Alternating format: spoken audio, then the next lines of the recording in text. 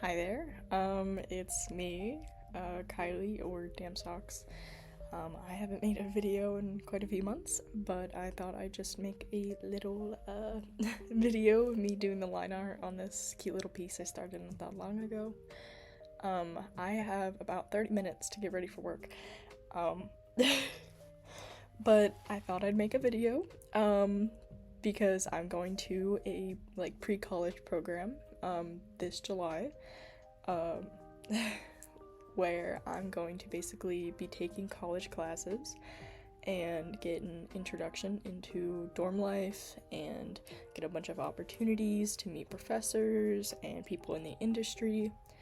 Um, I really want to do something art related when I grow up, hopefully something in the game developing area.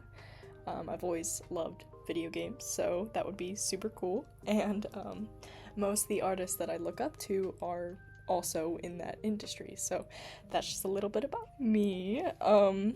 And I also, a little bit of a life update, I've been working at this restaurant for almost a year now, and honestly, it's going amazing. Um, I just want that to be said in this video because I'm probably gonna look back on this YouTube channel 10 years from now and be like, what was I talking about? um, I also thought I'd bring up a little bit of current events so that way I can really give myself a perspective later on in life when I rewatch all my videos. um, Talking about how cringy I was when I was younger. I thought I'd give myself a perspective as how long ago this was.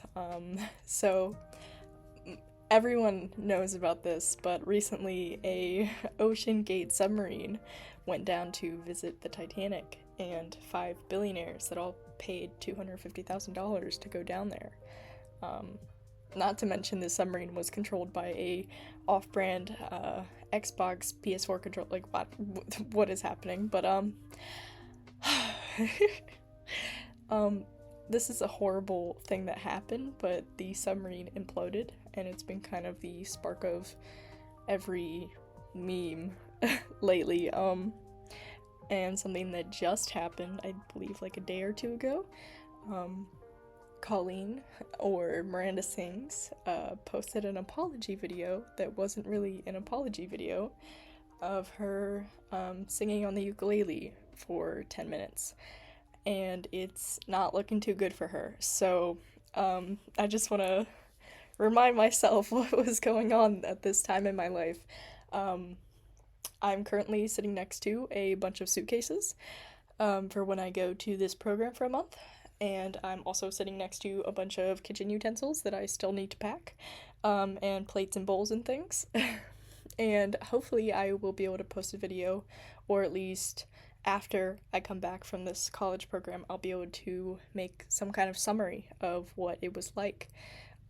Because one of the biggest questions in anyone who wants to pursue art in their life is whether they want to go to college, whether it's worth the money, whether it's an experience that will actually benefit you, because of how many content creators and sources there are out there that provide you with what seemingly is the same information that a college would, for this area of expertise. So I thought I'd talk about that a little bit because this is going to be an experimental trip for me. I've always been very against going to college, just because I always thought it was such a waste of time. I worked very hard to make the money to pay for this tuition and housing costs and paying for the college credits that I'm going to be getting, even if I don't end up using them. And also, if I complete this program successfully, I will be given a scholarship of $10,000, which is amazing. So if I do find this experience to be something I want to spend a few years of my life doing, then I'll have a head start, I suppose. So I just thought it was a win-win situation. I get to experience what college life is, see if it's worth my time, and I also get the opportunity to benefit myself if I choose to do so. Like, if I choose to go to college, I will have a leg up in the game, because financial stability has always been kind of a interesting thing in my life. So although I can't say that I'm in dire need of anything, it's been a long road for me growing up, like not having a place to live or things like that. So I have always struggled to spend lots of money, especially when it's something I don't find completely necessary. That's just kind of the mindset that I grew up with. I'm sure a lot of people can see how that is the case, but that's just a little bit about me. So that's basically why I'm kind of in a interesting situation going into this school, because I'm almost worried that I'll enjoy it. But that's basically everything, I think. Oh, for future me, my beloved dog, Charles, he is 10 and he's gonna be turning 11 this year. He is so cute. Hopefully I'll put a picture of him up on the screen. He's, oh my god, the love of my life. He is getting so old. And I just wanna, treasure him as long as I can. And I'm gonna miss him so much when I go on my trip.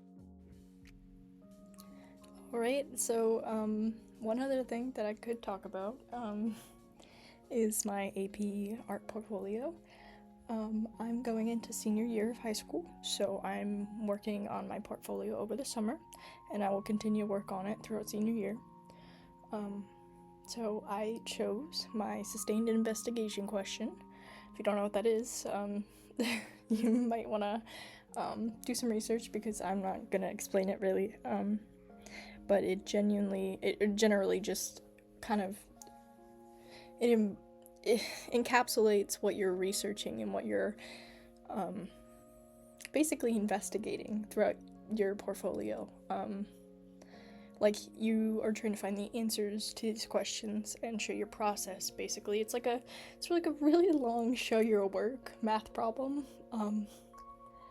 Basically, my question is, how do I show distinct archetypal characters, because I want to be something related to design. How do I show distinct archetypal characters using basically art skills? I mean, you like shape, line, color, all of those things. So basically just like enhancing things and making them clearly readable and have purpose and things like that. So that's basically my question. I'm almost complete the first piece. I mean, my first slide.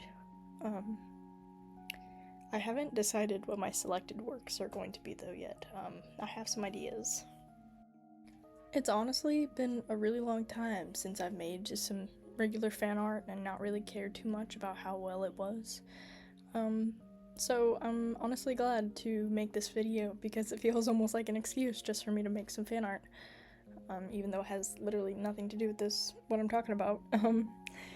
I feel like fan art is just like a comfort for me, because I don't have to think very hard. Everything is kind of just like, I just need to like do my own research, and I don't have to think, oh, well, what should I make them wear? What should I, like, it's just kind of like a no-brainer kind of thing, and I feel like that's kind of nice. Does anyone else feel that way? I've drawn Asuka a lot. If I do take the time, I'll put up some of my fan art of her, but she was honestly one of my first, like, pieces. Like, I made a piece a while back, and I made it into stickers, too, because I was just so proud of it, because I just really enjoyed how I used the color, and it's like the first time that I've used color on a digital piece and actually liked how it looked.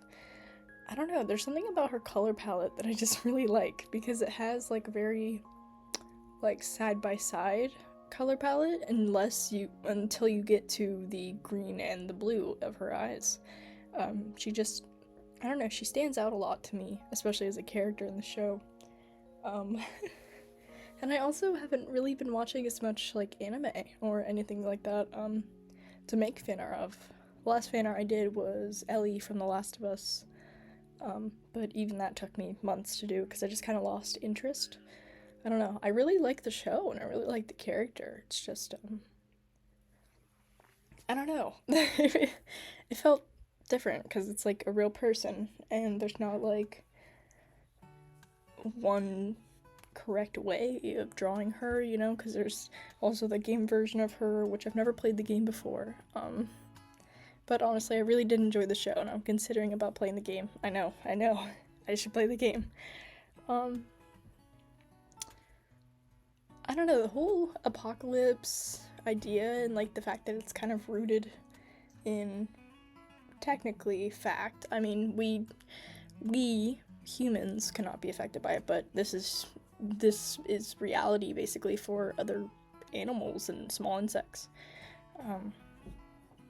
So I don't know, I thought that was really interesting. I've been really really interested in science lately. I don't know why. Biology and just like paleontology, archaeology. It's just been really interesting lately. I was recently watching a video that was talking about the different families of cats. So you wouldn't think this, but like big cats are considered to be like tigers, lions, jaguars, things like that, but then they also split off into pumas in that kind of family. So that's like a different family, and what's different about like the pumas is that there's also cheetahs in that group. I feel like very commonly cheetahs will be put into the big cats group because of like where they live, but they're actually not. They're very different from, like, they split off before like different genuses of like lion, jaguar, leopard, all those things came out. But one of the interesting things is that in their population, like when they were like their ancestors basically, they had a very interesting rocky road. So we know of two very big bottlenecks in their population, which bottlenecks means like something occurred to basically squeeze down the size by a very drastic amount in their population. I don't know the word for it, but there was this area in between Alaska and the edge of Asia, right around the top of Russia, that connected when there was ice still there. So technically the Asia and North America were connected at one point, and originally cheetahs were native to North America. And if you live in North America, that's going to be very interesting for you, because that does not sound true. There was also some in South America, which they eventually died out, but the group that decided to go north and go over this shelf of ice and into Asia, they the trip was not very forgiving. Some of them did make it, and what's interesting about this is that that big first bottleneck was like, it completely changed how like decreased the numbers are today, because of them being so short on, you know, breeding mates. They are actually extremely identical DNA wise, and so they're all very inbred and have a lot of problems because of this. And that's also another reason why they keep dying off. I believe there's about 9,000 cheetahs left in the world. A lot of them are being sold over the black market, and they also don't breed in captivity, so there's not really much we can do for them. But there is a lot of programs in place to help them. But I just thought that was really interesting. It's very random, but very interesting to me. What's another thing I can talk about? Something that's been kind of prominent in my life lately has been Minecraft, which interestingly enough, the first time I played it was when I was in 5th grade, so 2016. It doesn't seem that long ago, but it feels like a long time ago, because I was only in 5th grade then. That was the first time I had Wi-Fi. That was the first time I had anything that I could actually play games on. It wasn't mine, but I played Minecraft on it, and it was on Pocket Edition, believe it or not. And now today I still am playing it. There's something about playing games that you played when you were really young, again, like a lot of games that I played when I was younger, I cannot find. Like, I cannot remember the name of them. Like, I wasn't like a Neopets kid or any of that. But like, there was a lot of really weird, obscure games that I used to enjoy playing, and I just cannot figure out where they are or what they're called or anything like that. So that's fun for sure. But I find it really interesting that Minecraft kind of survived through that. Many people talk about how they played it for like 10 years. I mean, I'm getting there, but 7. It's definitely interesting, I think. We recently just had a new update, 1.20, which if you are playing Minecraft, you would know that it's pretty big. They added some interesting things to the game, as well as the cherry blossom biome, which my room is literally themed that pink color, like the cherry blossom color, so that's very fun. I was really happy to get the wood, but there's a lot of more game-breaking update, which I hope they'll add on to. They added a new mob, 2 of them actually, but one which is somewhat more important, the sniffer, which sounds crazy, but what doesn't? The sniffer basically sniffs up these seeds, like these ancient seeds, and like archaeology was a really big part of this update, but it sniffs up these seeds, and like they don't really have a use yet, so I'm really excited to see where that goes. And hopefully by the time I come back to this video, there will be answers for it. Honestly, we don't really know what's coming for us. I hope they come with a bang, because I'm getting kind of nervous, to be honest, with Mojang. Because I don't really see where they can go with this. They already recently added the Warden, which is like a big boss that they added, which is stronger than the Ender Dragon and the Wither, both of them combined. So that's really interesting. So let me know how you feel about the update down in the comments, because I'm conflicted for sure. Aesthetically, it's very nice, but I'm not so sure about in the long term, you know? If there's any other things you guys want to bring up, I talk about, leave it in the comments, because I have very limited brain cells, and honestly I don't have much to say, and we're getting close to the end of the video, so I hope you guys have a good few months, because I don't know when I'm gonna make a new video, but see ya!